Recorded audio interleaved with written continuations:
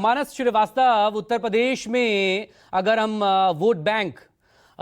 के लिहाज से हम देखें पूरे आंकड़े को, वोटर लिस्ट को, 20% आबादी मुस्लिम मतदाताओं की है। 73 सीटें ऐसी हैं जहां पर 30% तक मुस्लिम आबादी है, मुस्लिम वोटर है जो डोमिनेट करता है, और कुल 143 सीटों को वो प्रभावित करने की ताकत रखता है। क्या ओवैसी एंट्री करते हैं 27 के चुनाव में तो पीडीए को पंक्चर होने का खतरा है?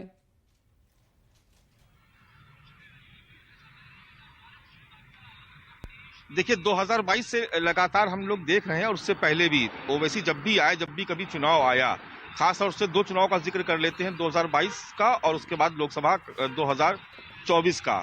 चुनाव की पूरे कैंपेन में ओवैसी लगातार समाजवादी पार्टी पर हमलावर रहे। उन्होंने कहा अखिलेश के लिए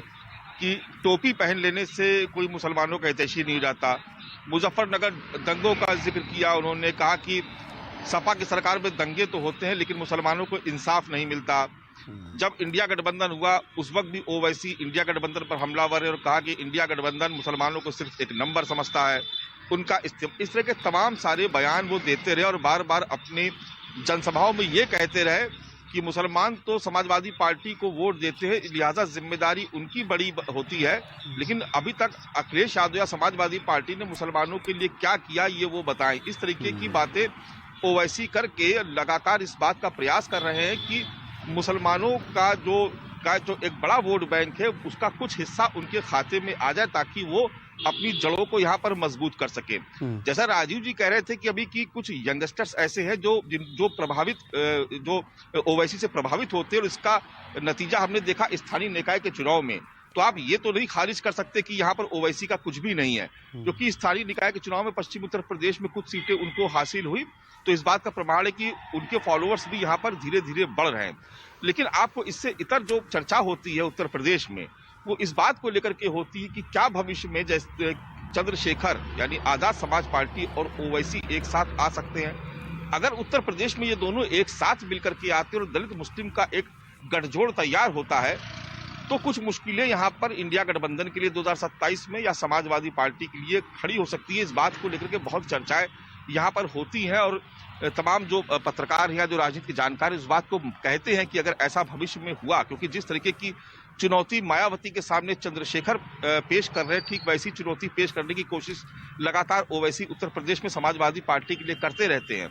लेकिन जब इंडिया गठबंधन यानी कांग्रेस और समाजवादी पार्टी एक साथ है तो इस बात की भी चर्चा होती है कि क्या भविष्य में चंद्रशेखर और असदुद्दीन ओवैसी दोनों एक साथ आ जाएंगे। अगर आते हैं तो निश्चित तौर पर कुछ न कुछ उसका प्रभाव जरूर पड़ेगा। तो ऐसे में जो दूसरी सबसे बड़ी बात यह है, सबसे जो अहम बात है, जो मैं बार बार जिक्र करता हूँ, खासतौर से चाहे ब्राह्मणों पर हम लोग जब चर्चा करते थे तब भी और अभी भी, देखिए उत्तर प्रदेश में ये सभी लोग जानते हैं कि मुसलमानों का जो वोट है वो बड़ा स्ट्रेटजी के साथ पहले से तय हो जाता है कि कहाँ किस खाते में वोट जाना है। तो वो एकमुश्त वोट पड़ता है, और ये एकमुश्त वोट ही असल में सभी सियासी दलों के लिए सबसे बड़े लालच का कारण होता है, क्योंकि वो एक तरफा पड़ता है। मुस्लिम वोट बैंक में डिवीजन बहुत कम ही देखने को मिलता है, और इसकी सबसे बड़ी नजीर आपको 2024 के लोकसभा चुनाव से समझनी चाहिए कि जब कांग्रेस और समाजवादी पार्टी के गठबंधन को लेकर के उहापोह की स्थिति थी, और भारत जोड़ो यात्रा में जब मैं भी साथ चल रहा था और इसमें ये कहा गया था कि अमेठी से आकर के अखिलेश यादव 100% ज्वाइन करेंगे, लेकिन उन्होंने ज्वाइन नहीं किया, यानी वो सीटों को लेकर के बात नहीं हो पा रही थी। उसके बाद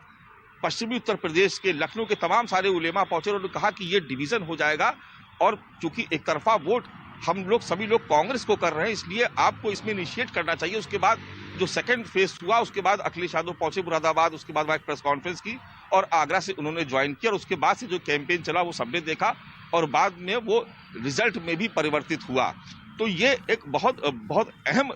मुद्दा है कि मुसलमानों के वोट में डिवीजन आमतौर पर होता नहीं है, और ओवैसी लगातार इसका प्रयास कर रहे हैं। इसीलिए उत्तर प्रदेश में कामयाब नहीं हो पा रहे, क्योंकि मुसलमान यहाँ पर पहले ही समझ लेता है कि भारतीय जनता पार्टी के खिलाफ कौन सा दल या कौन सा गठबंधन सबसे मजबूत है, तो वो एक तरफा वोट उसी तरफ चला जाता है। ऐसे में ओवैसी जब भी आते हैं तो समाजवादी पार्टी हालांकि कभी खुल करके हमला तो नहीं करती, लेकिन ये कहा जरूर जाता है उनके प्रवक्ताओं की तरफ से कि वो वोट काटने के लिए आते हैं, वो बीजेपी की बी टीम है, और यही कह करके वो फिर से मुसलमानों को अपनी तरफ एकजुट कर लेते हैं। इसीलिए ओवैसी को आप देख रहे हैं कि वो कामयाबी उत्तर प्रदेश में नहीं मिल पा रही है, जबकि लगातार, जबकि ये बात सही है कि उनकी तकरीरों को सुनने वाले लोग बहुत है, जो युवा है उसमें उनका अच्छा खासा प्रभाव है, संगठन भी धीरे धीरे उनका कुछ पॉकेट्स में खड़ा हुआ। स्थानीय निकाय के चुनाव में उन्होंने कुछ जीत भी हासिल की, बावजूद उसके ओवैसी की जड़ें यहाँ मजबूत नहीं हो पा रही हैं, और मुस्लिम वोट बैंक की चाहत में ही वो लगातार समाजवादी पार्टी को हिट कर रहे हैं।